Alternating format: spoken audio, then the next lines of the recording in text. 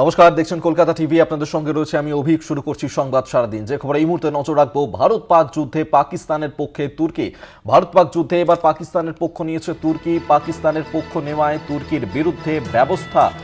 ভারতের তুর্কির অ্যাভিয়েশন সংস্থার সঙ্গে সম্পর্ক ত্যাগ করার পথে এয়ার ইন্ডিয়া।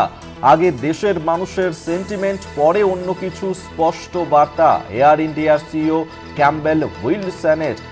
আপনাদেরকে এই মুহূর্তের বড় খবর দিচ্ছি, যেখানে পাকিস্তানের পক্ষে এবার তুর্কি। ভারত পাক সংঘর্ষের মধ্যে এবার পাকিস্তানের পক্ষেই তুর্কি। পাকিস্তানের পক্ষ নেওয়ায় তুর্কির বিরুদ্ধে ব্যবস্থা ভারতের। তুর্কির অ্যাভিয়েশন সংস্থার সঙ্গে সম্পর্ক ত্যাগ করার পথে এয়ার ইন্ডিয়া। তুর্কির অ্যাভিয়েশন সংস্থার সঙ্গে সম্পর্ক ত্যাগ করার পথেই এয়ার ইন্ডিয়া এবং পাকিস্তানের পক্ষ নেয়াতেই তুর্কির অ্যাভিয়েশন সংস্থার সঙ্গে সম্পর্ক ত্যাগ করার জন্যই এই সিদ্ধান্ত নিয়েছে এয়ার ইন্ডিয়া। আগে দেশের মানুষের সেন্টিমেন্ট, পরে অন্য কিছু, এই স্পষ্ট বার্তা দেয়া হয়েছে এয়ার ইন্ডিয়ার সিইও ক্যাম্বেল উইলসন তার তরফে। আমরা এই নিয়ে আরো বিস্তারিত কথা বলবো। নিউজ রুম থেকে এই মুহূর্তে আমাদের সঙ্গে সরাসরি রয়েছেন আমাদের প্রতিনিধি দুর্গা দাস বন্দ্যোপাধ্যায়। দুর্গা, এর আগে আমরা দেখেছিলাম যে ভারত ও পাকিস্তানের মধ্যে যখন এই যুদ্ধ চলছিল সেই সময় পাকিস্তানকে সাহায্য করছিল তুর্কি, যে খবর এসে পৌঁছচ্ছিল। এবার পাকিস্তানের পক্ষ নেয়াতেই তুর্কির সঙ্গে সম্পর্ক ছেদ করছে এয়ার ইন্ডিয়া। কি সিদ্ধান্ত নেওয়া হয়েছে এয়ার ইন্ডিয়ার তরফে নিয়ে? দেখো, তোমাকে প্রসঙ্গে বলে রাখি যে পহেলগাঁও ঘটনার পর যখন ভারত পাকিস্তান যুদ্ধে জড়ালো, ঠিক সেই সময়তে নীতি বিসর্জন দিয়ে যেভাবে তুর্কি পাকিস্তানের পক্ষে দাঁড়ালো এবং পাকিস্তানকে শুধুমাত্র যে তারা পাশে দাঁড়িয়েছে বললে ভুল হবে, তারা বলেছে যে পাকিস্তান আমাদের ভাই, পাকিস্তানের হচ্ছে আমাদের প্রকৃত বন্ধু।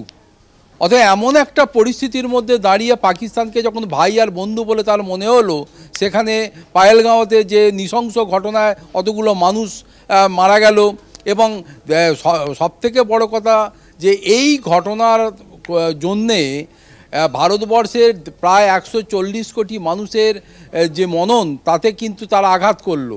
ভারতবর্ষের মানুষ কিন্তু তারপর থেকেই পাকিস্তান বিরোধিতার পাশাপাশি তো টার্কিরও বিরোধিতা করা শুরু করেছে এবং তারা মনে করে, ভারতবর্ষের মানুষ মনে করেছে যে আগামী দিনে পুনর্মূল্যায়ন করা হোক ভারত এবং তুর্কির মধ্যে যে সম্পর্ক, ভারতের সঙ্গে তাদের যে বাণিজ্য, ভারতের সঙ্গে তাদের যে বিভিন্ন ধরনের রিলেশন রয়েছে, সেই বিষয়টা পুনর্মূল্যায়ন করা হোক, পর্যালোচনা করা হোক।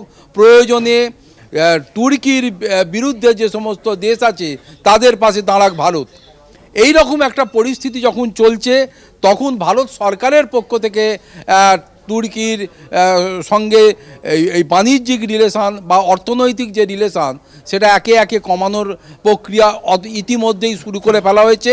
তার অন্যতম বিষয় হচ্ছে টার্কিশ এভিয়েশন সার্ভিস প্রোভাইডার, যারা দীর্ঘদিন ধরে এই টার্কিশ টেকনিক কোম্পানি এই ভারতবর্ষের যে সমস্ত এভিয়েশন সিস্টেমগুলো রয়েছে এবং বিশেষ করে বোয়িং 777 যে বড় যে প্লেনগুলো রয়েছে, সেগুলো মেনটেনেন্স এবং একটা প্লেন আসার পর তার সমস্ত টেকনিক্যালিটিস খতিয়ে দেখার পর যখন সে ডিজিসি এর কাছ থেকে অ্যাপ্রুভাল পায় পুনর্বার সেটা উড়ে যাওয়ার জন্যে, সেই টেকনিক্যালিটিস সাপোর্ট এতদিন ধরে এই টার্কিশ টেকনিক কোম্পানি দিয়ে আসছিল এবং অতি দ্রুত এই টার্কিশ এভিয়েশন সার্ভিস প্রোভাইডারের সঙ্গে সম্পর্ক ত্যাগ করতে চলেছে এয়ার ইন্ডিয়া।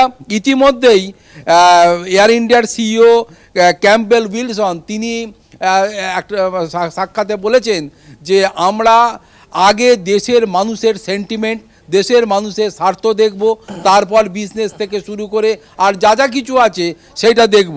ফলে ভারতের অসামরিক বিমান চলাচল নিরাপত্তা ব্যুরো BCAS 15ই মে তুরস্কের সংস্থা Celebi airport services India private লিমিটেডের সঙ্গে তাদের যে চুক্তি, সেটা কিন্তু তারা বন্ধ করতে চলেছে। পাশাপাশি বলে রাখা ভালো যে নিরাপত্তার ছাড়পত্র বাতিল করে দিয়েছে ইতিমধ্যেই। একেবারে। বিসিএস এটিকে ভারতের জাতীয় নিরাপত্তার জন্য একটা হুমকি বলে মনে করছে এবং director general of civil aviation DGCA IndiGo তুর্কির কাছ থেকে যে 777-এর দুটি বোয়িং তারা লিজ হিসাবে নিয়েছে 31শে আগস্ট পর্যন্ত তার সময়সীমা থাকলেও ইতিমধ্যেই এই সময়সীমা মধ্যে সেই চুক্তি বাতিল করতে বলেছে এবং তারা বলে দিয়েছে আমরা জাতীয় নিরাপত্তার ওপর এবং জাতীয় আকাঙ্ক্ষার প্রতি শ্রদ্ধাশীল এবং সংবেদনশীল। আমাদের কাছে প্রায়োরিটি কখনোই টার্কির সঙ্গে সম্পর্ক বজায় রাখা নয়, দেশের মানুষের সেন্টিমেন্ট এবং আগামী দিনে দেশ কোন পথে চলবে সেটা দেশের মানুষ যেমন ঠিক করবে, তেমন টার্কির সঙ্গে কোন কোন বিষয়ে সম্পর্ক রাখা হবে বা আদৌ টার্কির সঙ্গে কোনো বিষয়ে সম্পর্ক রাখা হবে কি না সেটাও দেশের মানুষ ঠিক করবে। ফলে টার্কিশ কোম্পানিকে এই বাদ দেওয়ার মাধ্যমে এবং অন্য দেশের এই ধরনের যে সমস্ত কোম্পানি আছে তাদের সঙ্গে যুক্ত হওয়ার বিষয়টি এখনই প্রায় পাকা করে ফেলেছে এয়ার ইন্ডিয়া। ফলে আগামী দিনে যে টার্কির সঙ্গে ঠান্ডা যুদ্ধে ব্যবসায়িক বা অর্থনৈতিক দিকগুলোকে কাটল করে তাদেরকে যে এরদোগানকে বা টার্কির যিনি প্রেসিডেন্ট এরদোগানকে যে একটা শিক্ষা, চরম শিক্ষা দিতে চলেছে ভারত, এটা কিন্তু বলাই যায়। একেবারে ধন্যবাদ তোমাকে। এতক্ষণ সরাসরি আমাদের সঙ্গে ছিলেন নিউজ রুম থেকে আমাদের প্রতিনিধি দুর্গাদাস বন্দ্যোপাধ্যায়।